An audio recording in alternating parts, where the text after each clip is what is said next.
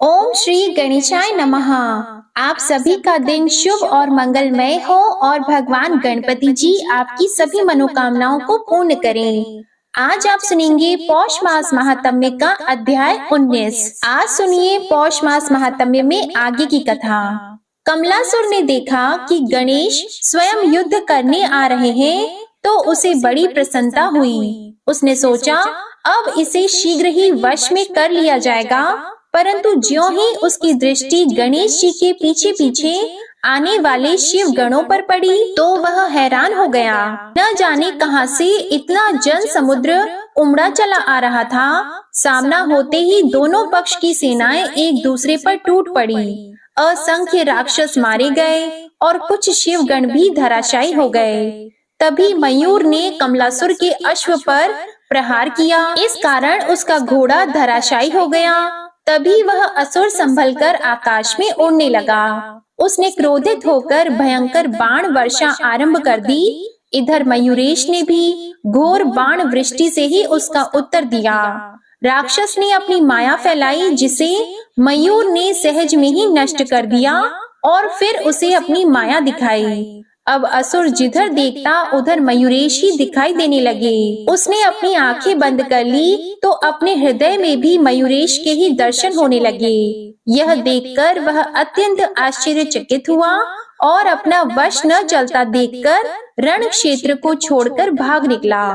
देवताओं ने यह देखा तो वे उसे पकड़ लाए और बोले, राक्षस तू जाता कहाँ है? कायरों के समान भागकर दैत्य कुल को अपयश का भागी न बना, युद्ध कर।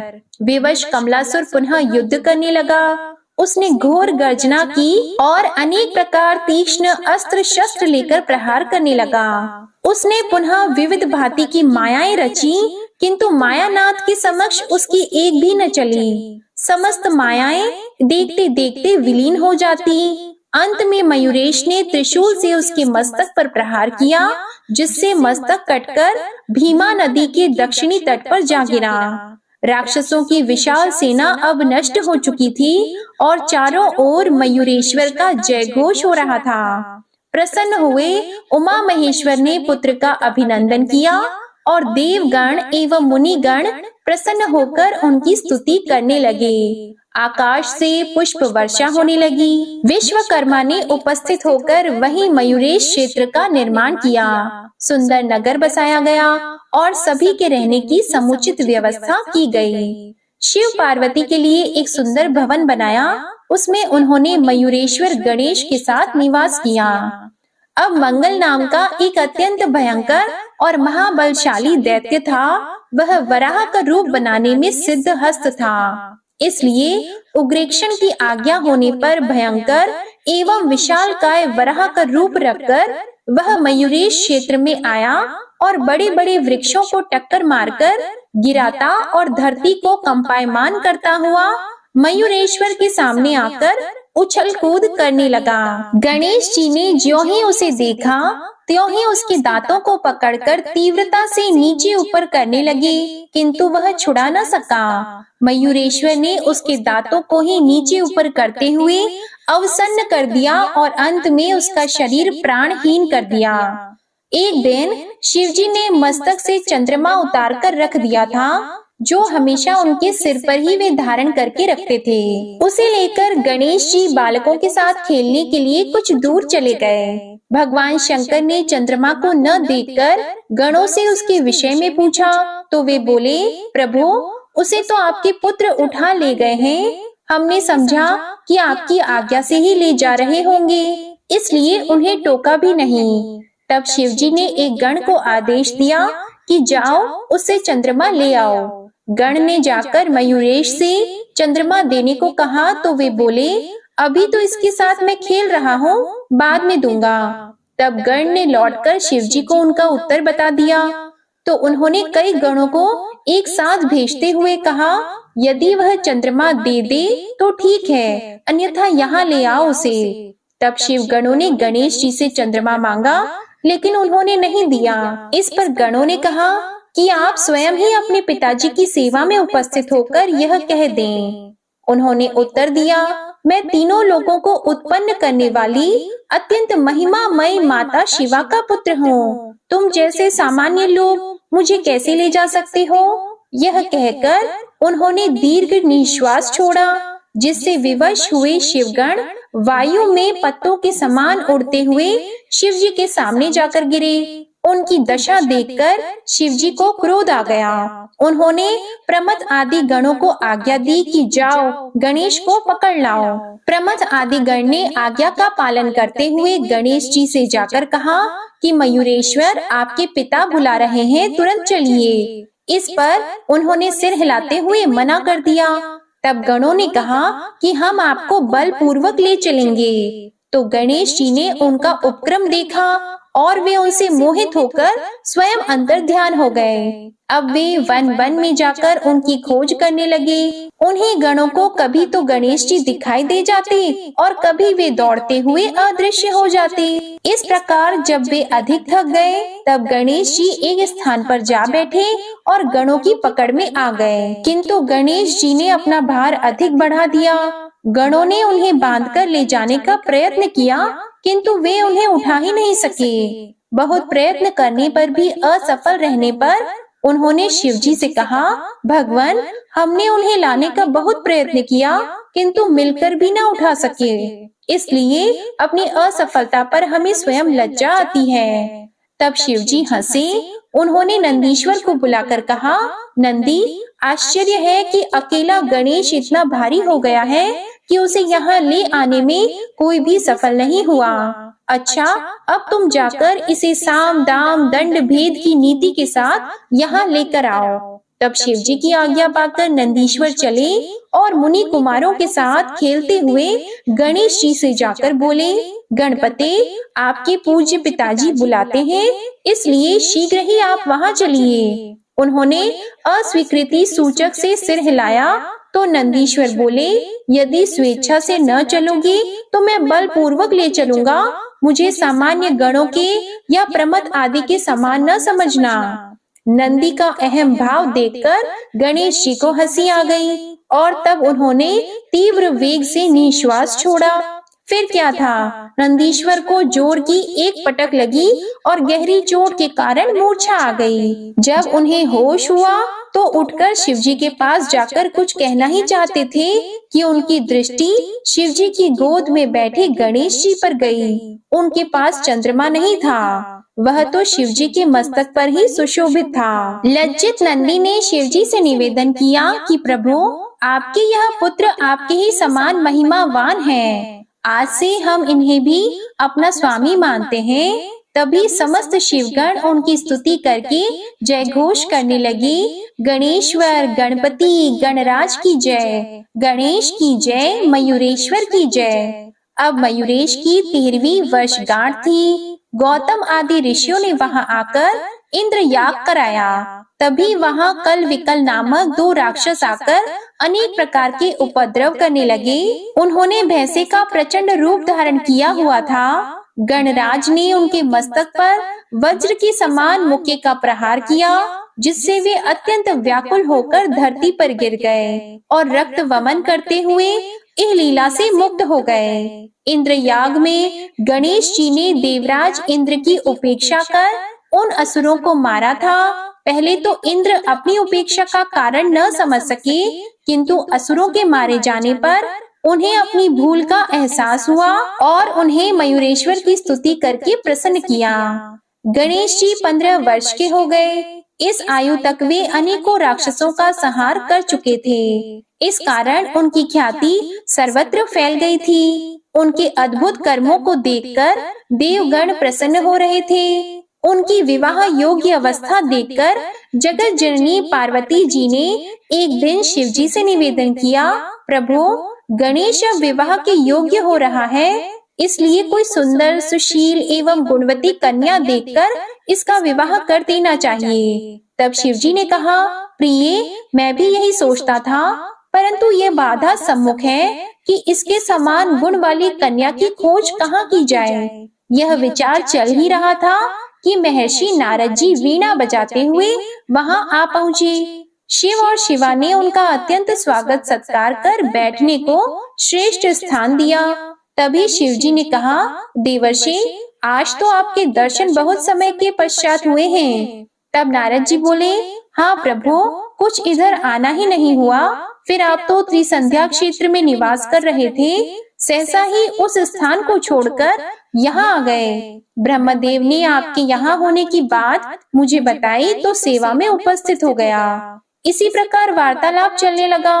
तभी शिव जी बोले, मुनिवर, मयूरेश विवाह योग्य प्रतीत होता है, इसके अनुकूल कोई गुणवती कन्या बताने की कृपा कीजिए। तब देवर्षि बोले, ब्रह्मा जी ने इसीलिए तो मुझे वहाँ भेजा है। उनकी 2 कन्याएं हैं, सिद्धि और बुद्धि, सब प्रकार से सुयोग्य, अत्यंत सौंदर्यमयी, और गुणों को तो कहना ही क्या। मेरा निवेदन है कि गणेश जी के लिए आप उन दोनों कन्याओं को स्वीकार करने की कृपा करें। शिव और शिवा दोनों ही प्रसन्न हुए।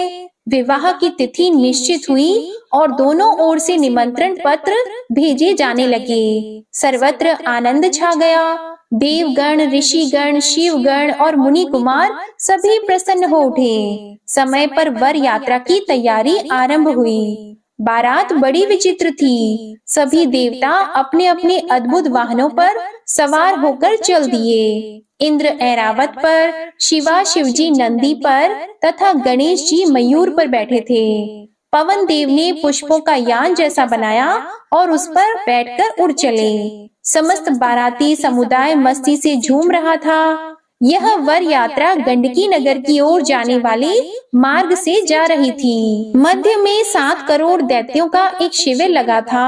वर यात्रा के विशाल जन समूह को देखकर असुरों को कौतूहल हुआ और वे बोले, कौन हो तुम लोग, कहाँ के रहने वाले हो और कहाँ जा रहे हो? समूह में से कुछ ने बताया, मयूरेश क्षेत्र में रहते हैं, ब्रह्मा जी की पुत्रियों का विवाह है, वहाँ बारात लेकर जा रहे हैं। असुर उद्दंड और युद्ध प्रिय थे, तो वे बोले, दैत्यराज उग्रेक्षण की आज्ञा है तुम्हारे पास? क्या तुम नहीं जानते कि उनकी आज्ञा के बिना कोई जनसमूह इधर से उधर हलचल नहीं कर सकते, चाहे वह वर यात्रा हो या तीर्थ यात्रा? देवगणों ने समझाते हुए कहा, यह कोई ऐसा कार्य नहीं है जिसके लिए दैत्यराज की अनुमति आवश्यक होती, इसलिए व्यर्थ ही शुभ कार्य में विघ्न मत डालिए। उद्यत दैत्य सेनापति बोला, बकवास न करो, हमको जैसा आदेश है वही करेंगे। यहाँ से आगे बढ़ने का विचार छोड़ो और चुपचाप वापस लौट जाओ।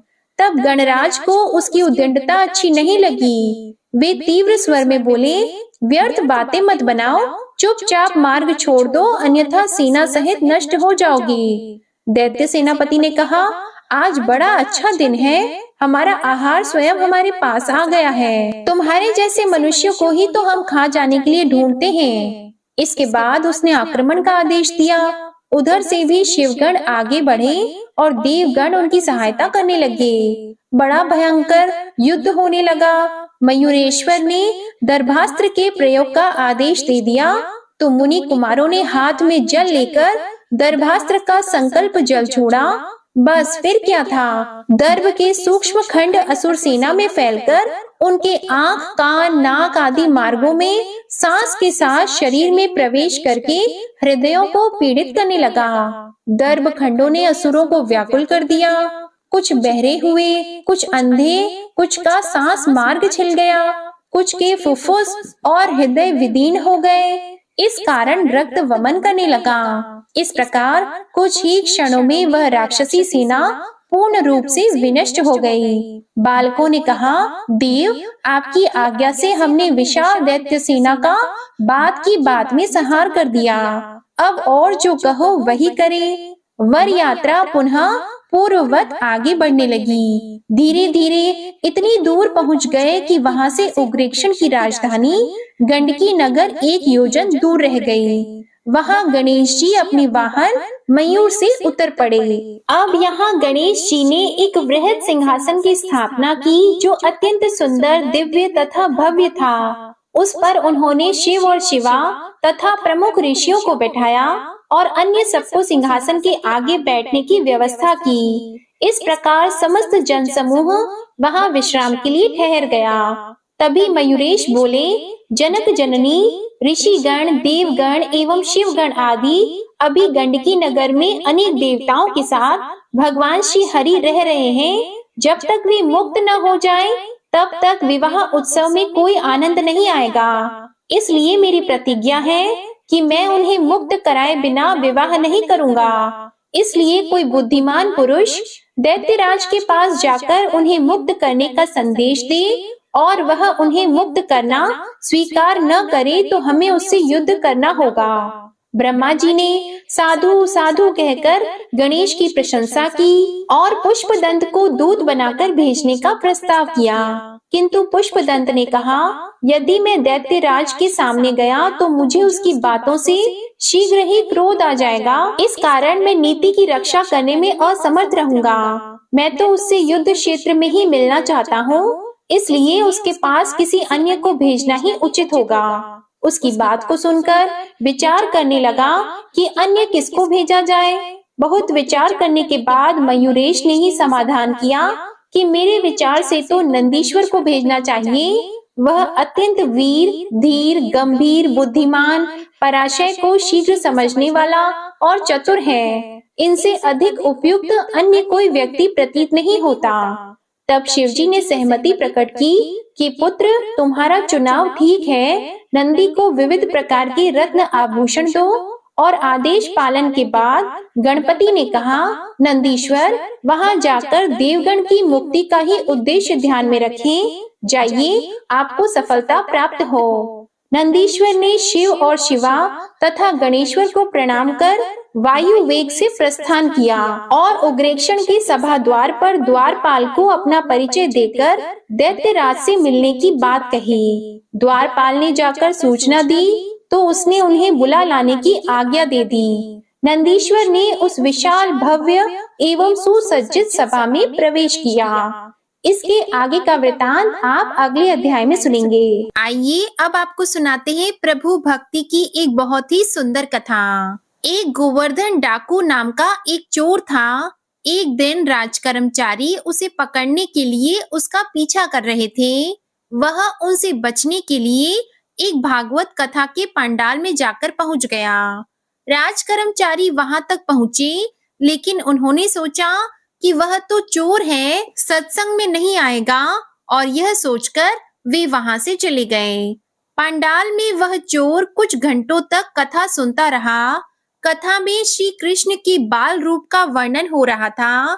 कथावाचक ने कहा, ठाकुर जी, अभी 7-8 वर्ष के बालक हैं। बालक श्याम सुंदर रोज सोने की छड़ी और सोने का मुकुट धारण करके गायें चराने जाते हैं। चोर तो था ही, और सोने की बात सुनकर उसके कान खड़े हो गए। उसने यह सोचा कि एक बालक जो अकेले वन में गाय चरा रहा हो, उसे लूटना तो बहुत ही आसान होगा। कथा समाप्त होने के बाद वह डाकू कथा प्रवक्ता के पास गया और उनसे पूछा कि जिस बालक की आपने कथा सुनाई थी, वह मुझे कहाँ मिलेगा। कथा प्रवक्ता समझ गए कि इस व्यक्ति पर ठाकुर जी की कृपा होने वाली है। उन्होंने उससे कहा कि पुत्र, वह तो बहुत दूर वृंदावन मथुरा में रहता है। उसके पिता का नाम नंद बाबा है। प्रिय भक्तजनों, फिर चोर ने कहा कि ऐसे नहीं, मुझे पूरा पता बताइए। मैंने अच्छों को लूटा है, यह तो फिर एक बालक है। तब इस पर प्रवक्ता ने जवाब दिया कि अरे, वह चोरों का भी सरदार है, तुम उसे इतनी आसानी से नहीं लूट पाओगे। डाकू बहुत ही अभिमानी था। उसने प्रवक्ता की बात सुनकर कहा कि मैं कसम खाता हूँ, जब तक उस बालक को लूट नहीं लेता, मैं पानी तक नहीं पीऊंगा। तब प्रवक्ता ने मन ही मन सोचा कि अब इस डाकू का उद्धार निश्चित ही है, क्योंकि हमारे प्रभु इतने दयालु और उदार हैं कि यदि कोई उन्हें लूटने के इरादे से भी उनके पास जाए, तो भी वे स्वयं को लुटवाने के लिए तैयार हो जाते हैं। चोर ने श्री कृष्ण का पता पूछा और उन्हें ढूंढने के लिए निकल पड़ा। प्रवक्ता ने उसे वापस बुलाया और उससे कहा कि सुनो, वह तो बहुत ही निडर है। यदि वह तुम्हारे बल से ना डरे, तो तुम अपने साथ थोड़ा सा माखन और थोड़ी सी मिश्री ले जाना, यही उनके लूटने का कारण बन सकता है। तुम्हारे भयावह स्वरूप और बल से तो वह लुटने वाला नहीं है।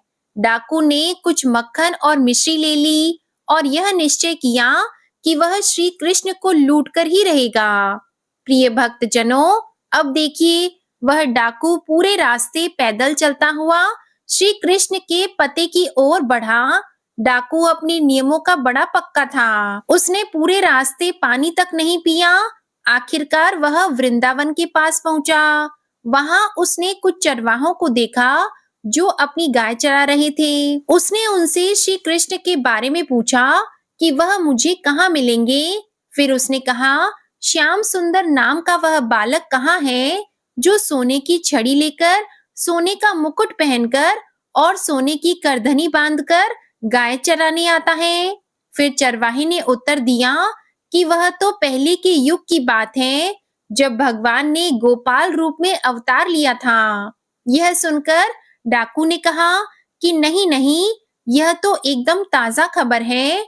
मैंने कुछ दिन पहले ही इसके बारे में सुना और तभी तो मैं यहाँ आया हूँ। तुम मुझे भटकाओ मत, मैं स्वयं ही श्याम सुंदर को ढूंढ लूंगा। वह बेचारा भूखा प्यासा कई दिनों से पैदल चलकर आया था। जिस किसी से भी पूछता, वे कहते कि यह तो बहुत पुराने समय की कहानी मात्र है। उन सब की बातें सुनकर वह निराश होने लगा और अपने भीतर ही भीतर श्याम सुंदर को पुकारने लगा। अब वृंदावन में कोई श्री श्याम सुंदर को पुकारे और वे प्रकट ना हो, ऐसा भला कैसे हो सकता है? कि अचानक उसके सामने का दृश्य बदल गया। उसने देखा कि बहुत सी सुंदर गाय और ग्वाल बालक उसके सामने आ गए। उन सब के बीच वही श्याम सलोना बालक था, जिसके बारे में सोचते सोचते वह वहां तक पहुंचा था। प्रभु ने वे सभी आभूषण धारण किए हुए थे जिनका उसने कथा में वर्णन सुना था। प्रभु ने देखा कि अलबेला भक्त उनकी ओर आ रहा है, तो उन्होंने सभी सखा को कहीं और जाने के लिए कह दिया। जब वह डाकू नजदीक पहुंचा, तो उसने प्रभु से कहा कि अपने सारे आभूषण उतार कर दे दो। तो ठाकुर जी मुस्कुराकर बोले, यह आभूषण मेरे हैं, मैं तुम्हें क्यों दूं? डाकू ने गर्व से कहा, मेरा नाम सुनते ही अच्छे अच्छे लोग कांपने लगते हैं। जानता हूँ तू कौन है। प्रभु ने भोलेपन से उत्तर दिया, मैं नहीं जानता तुझे, तेरा नाम क्या है? तब डाकू ने गर्व से कहा, मेरा नाम गोवर्धन डाकू है। प्रभु मुस्कुराए और बोले कि तेरा तो बस नाम गोवर्धन है, मैं तो गोवर्धन धारी हूँ। यह सुनकर डाकू को उस कथावाचक की बात याद आ गई कि वह बालक डरने वाला नहीं है। डाकू ने बहुत प्रयास किया, लेकिन प्रभु पर कोई प्रभाव नहीं पड़ा। आखिरकार उसने हार मानकर कहा कि सुनो, मैं तुम्हारे लिए माखन मिश्री लाया हूँ। तो यह सुनकर तो ठाकुर जी बड़े खुश हो गए। उन्होंने सोचा, दुष्ट होने के बावजूद भी इसने भागवत कथा पर इतना विश्वास किया और मुझे ढूंढते हुए यहाँ तक आ गया।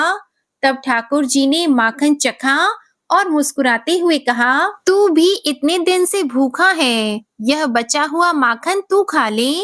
इसके बाद प्रभु ने कहा, यह सब आभूषण ले जा, मेरी मैया के पास बहुत से आभूषण हैं, वो मुझे नए आभूषण पहना देंगी।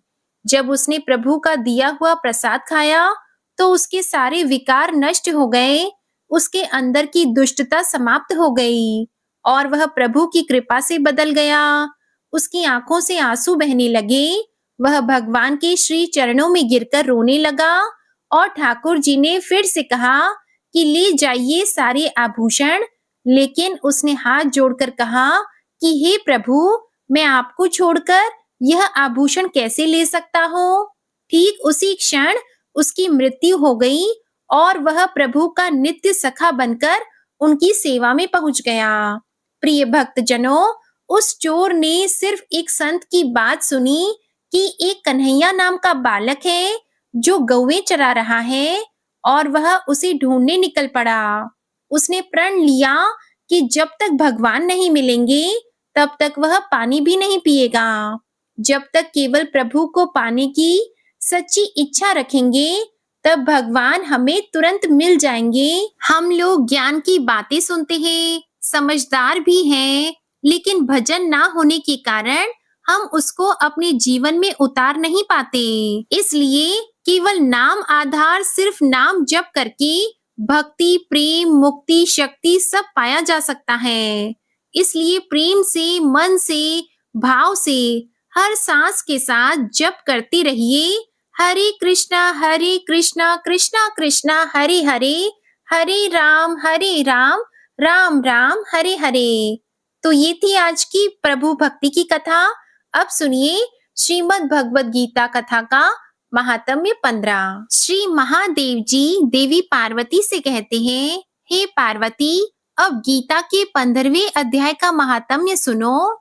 गौड़ देश में कृपाण नामक एक राजा थे, जिनकी तलवार की धार से युद्ध में देवता भी परास्त हो जाते थे। उनका बुद्धिमान सेनापति शस्त्र और शास्त्र की कलाओं का भंडार था। उसका नाम था सरभ मेरुंड। उसकी भुजाओं में प्रचंड बल था। एक समय उस पापी ने राजकुमारों सहित महाराज का वध करके स्वयं ही राज्य करने का विचार किया। इस निश्चय के कुछ ही दिनों बाद वह हैजे का शिकार होकर मर गया। थोड़े समय में वह पापात्मा अपने पूर्व कर्म के कारण सिंधु देश में एक तेजस्वी घोड़ा हुआ। उसका पेट सटा हुआ था। घोड़े के लक्षणों का ठीक ठाक ज्ञान रखने वाले किसी वैश्य पुत्र ने बहुत सा मूल्य देकर उस अश्व को खरीद लिया और यत्न के साथ उसे राजधानी तक ले आया। वैश्य कुमार वह अश्व राजा को देने को लाया था। यद्यपि राजा उस वैश्य कुमार से परिचित थे, फिर भी द्वारपाल ने जाकर उसके आगमन की सूचना दी। राजा ने पूछा, किस लिए आए हो? तब उसने स्पष्ट शब्दों में उत्तर दिया, देव, सिंधु देश में एक उत्तम लक्षणों से संपन्न अश्व था, जिसे तीनों लोकों का एक रत्न समझकर मैंने बहुत सा मूल्य देकर खरीद लिया है। राजा ने आज्ञा दी, उस अश्व को यहाँ ले आओ। वास्तव में वह घोड़ा गुणों में उच्च श्रवा के समान था। सुंदर रूप का तो मानो घर ही था। शुभ लक्षणों का समुद्र जान पड़ता था। जब वैश्य घोड़ा लेकर आया और राजा ने उसे देखा, तो अश्व का लक्षण जानने वाले अमात्यों ने इसकी बड़ी प्रशंसा की।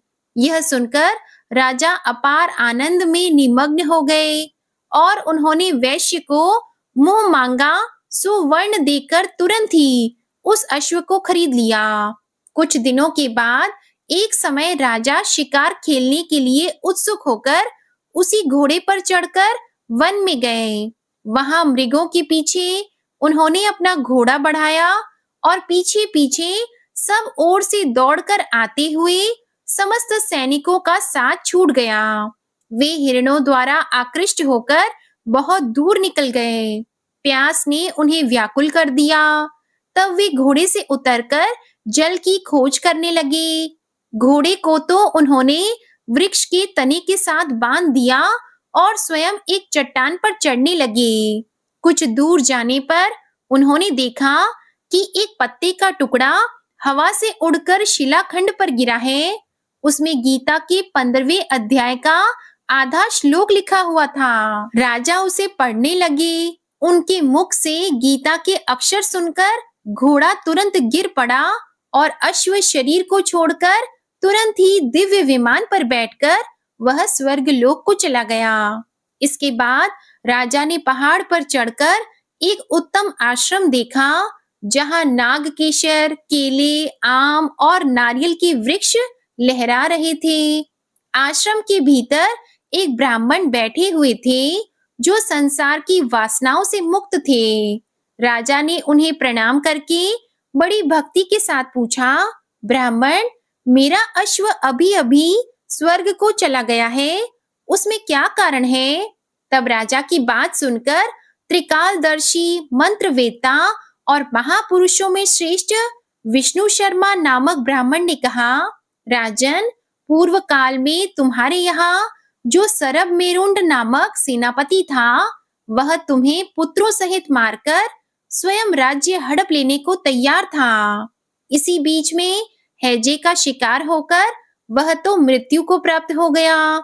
उसके बाद वह उसी पाप से घोड़ा हुआ था। यहाँ कहीं गीता के 15वें अध्याय का आधा श्लोक लिखा हुआ मिल गया था। उसे ही तुम बांचने लगे। उसी को तुम्हारे मुख से सुनकर वह अश्व स्वर्ग को प्राप्त हुआ है। इसके बाद राजा के पार्श्ववर्ती सैनिक उन्हें ढूंढते हुए वहां आ पहुंचे।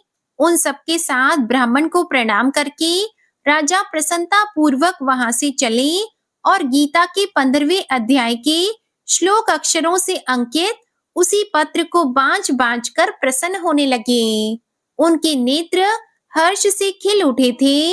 घर आकर उन्होंने मंत्रवेत्ता मंत्रियों के साथ अपने पुत्र सिंह बल को राज्य सिंहासन पर अभिषिक्त किया और स्वयं 15वें अध्याय के जप से विशुद्ध चित्त होकर मोक्ष प्राप्त कर लिया।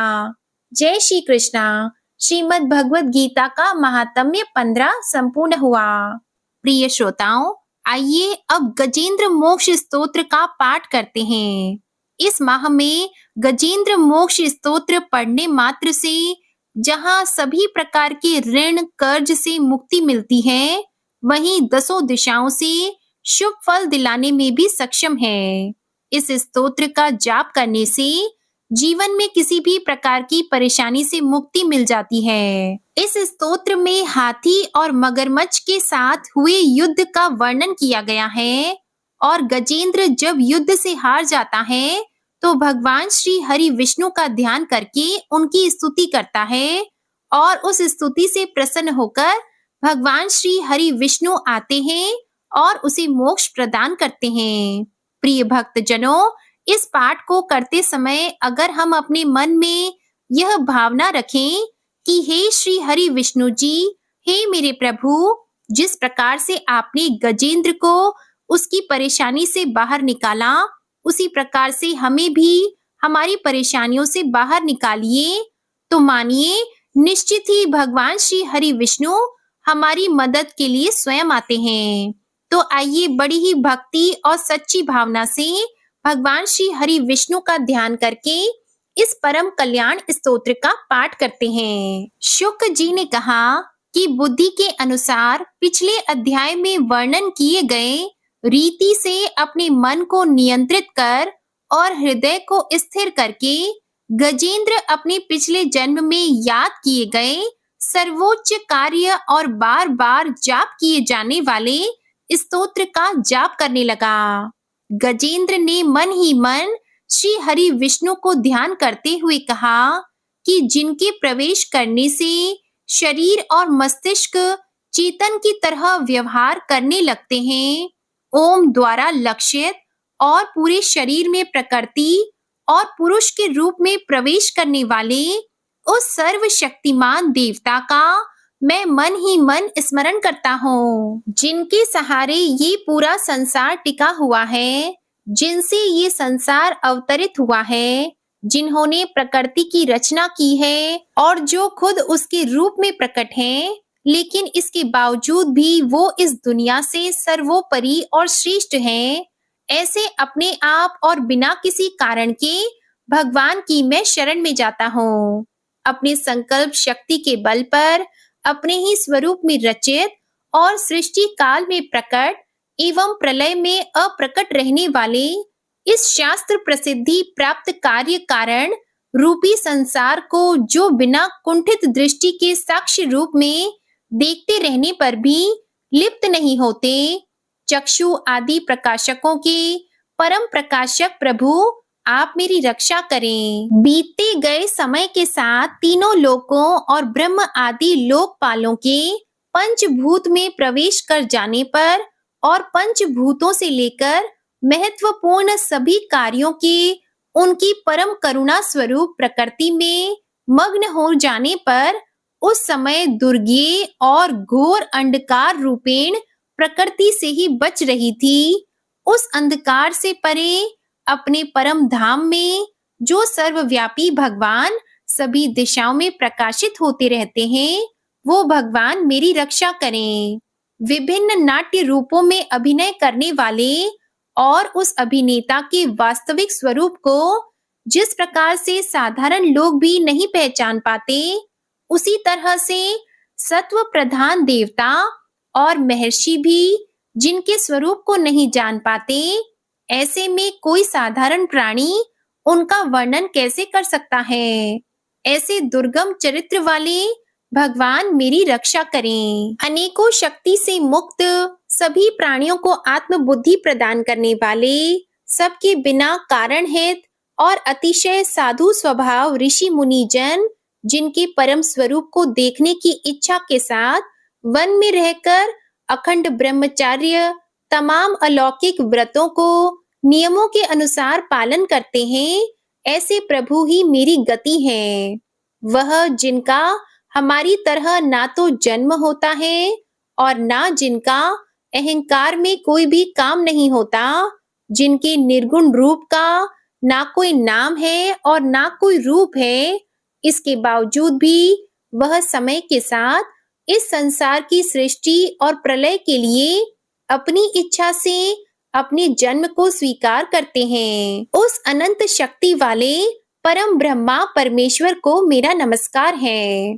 प्राकृत, आकार रहित और अनेक रूप वाले अद्भुत भगवान को मेरा बार बार नमस्कार है। स्वयं प्रकाशित सभी साक्ष्य परमेश्वर को मेरा शत शत नमन है। वैसे देव जो मन, वाणी और चित्त वृत्तियों से परे हैं, उन्हें मेरा बारंबार नमस्कार है।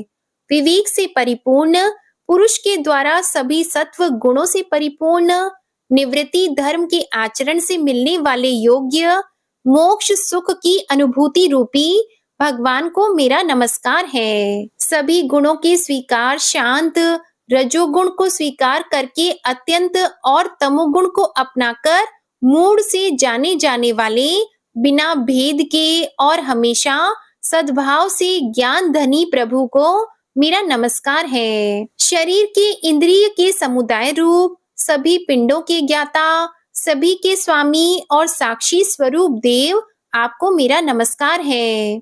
सभी के अंतर्यामी, प्रकृति के परम कारण, लेकिन स्वयं बिना कारण भगवान को मेरा शत शत नमस्कार है।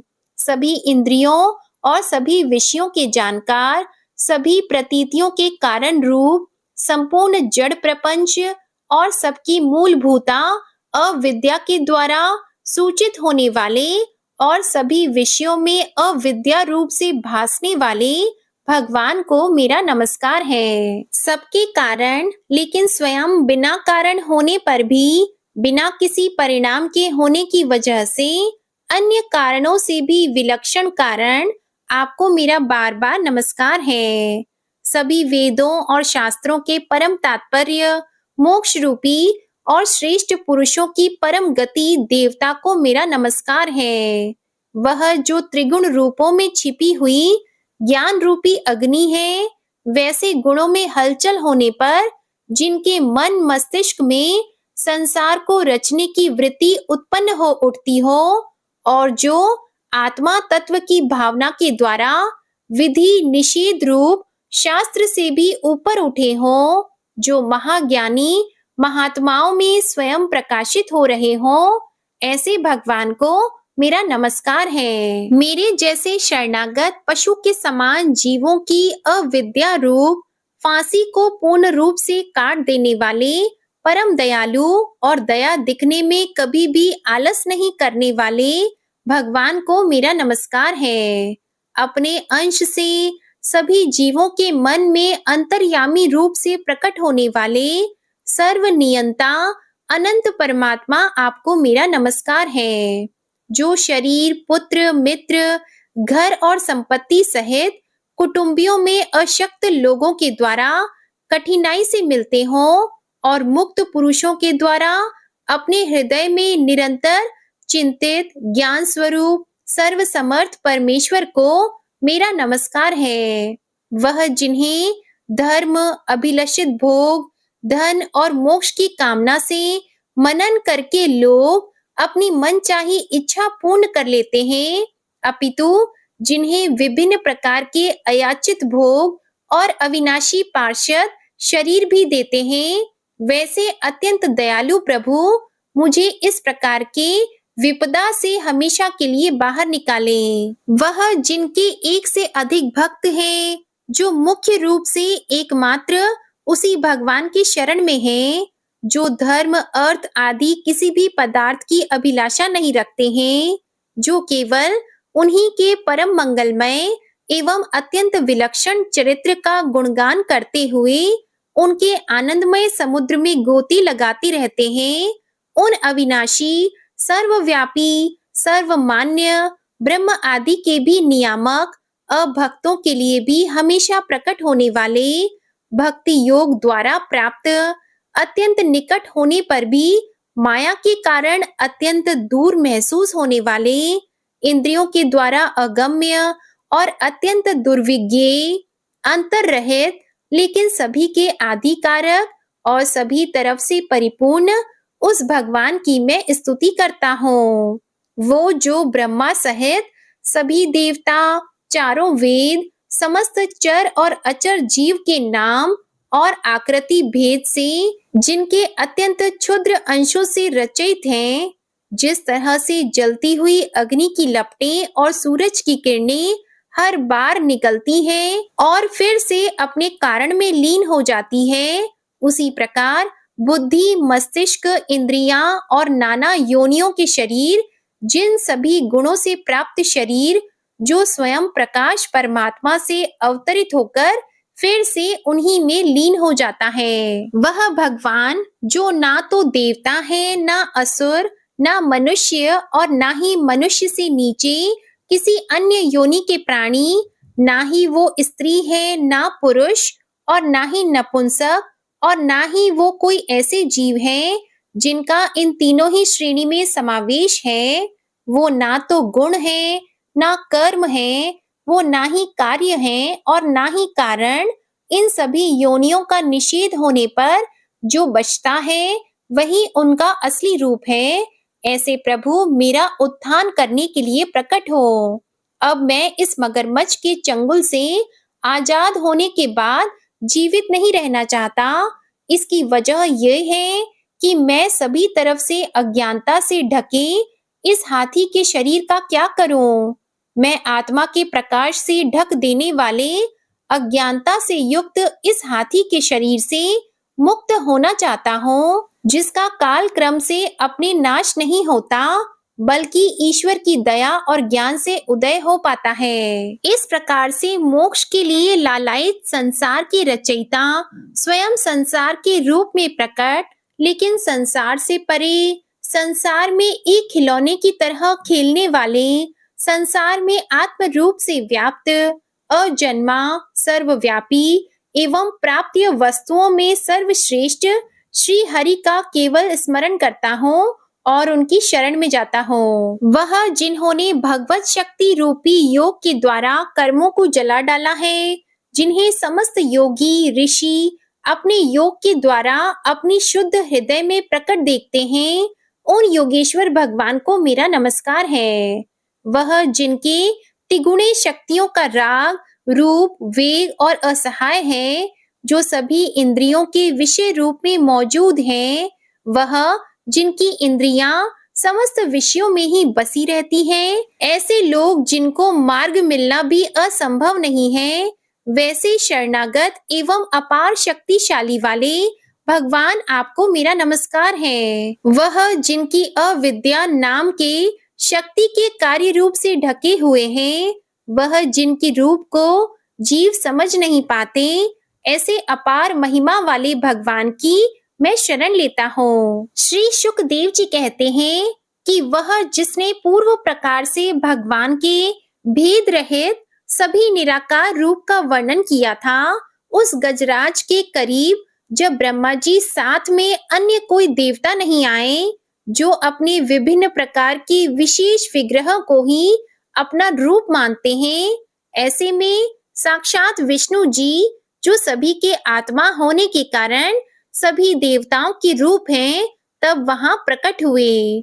गजराज को इस प्रकार से दुखी देखकर और उसके पढ़े गए स्तुति को सुनकर चक्रधारी प्रभु इच्छा अनुसार वेग वाले गरुड़ की पीठ पर सवार होकर सभी देवों के साथ उस स्थान पर पहुंचे जहां वह गज था। सरोवर के अंदर महाबलशाली मगरमच्छ द्वारा जकड़े और दुखी उस हाथी ने आसमान में गरुड़ की पीठ पर बैठे और हाथों में चक्र लिए भगवान विष्णु को आते हुए जब देखा, तो वह अपनी सूंड में पहले से ही उनकी पूजा के लिए रखे कमल के फूल को श्री हरि पर बरसाते हुए कहने लगा, सर्व पूज्य भगवान श्री हरि, आपको मेरा प्रणाम।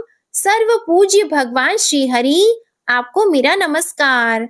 लाचार हाथी को देखकर श्री हरि विष्णु गरुड़ से नीचे उतरकर सरोवर में उतर आए और बेहद दुखी होकर ग्राह सहित उस गज को तुरंत ही सरोवर से बाहर निकाल आए और देखते ही देखते अपने चक्र से मगरमच्छ के गर्दन को काट दिए और हाथी को उस पीड़ा से बाहर निकाल लिया। प्रिय भक्तजनों, इस प्रकार गजेंद्र मोक्ष स्तोत्र संपूर्ण हुआ। प्रेम से बोलिए भगवान श्री हरि विष्णु जी की जय। जय माता लक्ष्मी जी, जय हो नारायण भगवान की। आज की कथा पसंद आए तो वीडियो को लाइक जरूर कीजिएगा, शेयर कीजिएगा, कमेंट में लक्ष्मी नारायण भगवान जी की जय लिखिएगा और चैनल भी सब्सक्राइब कीजिएगा। इसी के साथ आज आप हमारे चैनल पर विनायक चतुर्थी की व्रत कथा और संतोषी माता की व्रत कथा भी जरूर सुनिएगा। प्रेम से बोलिए जय श्री राधे कृष्णा।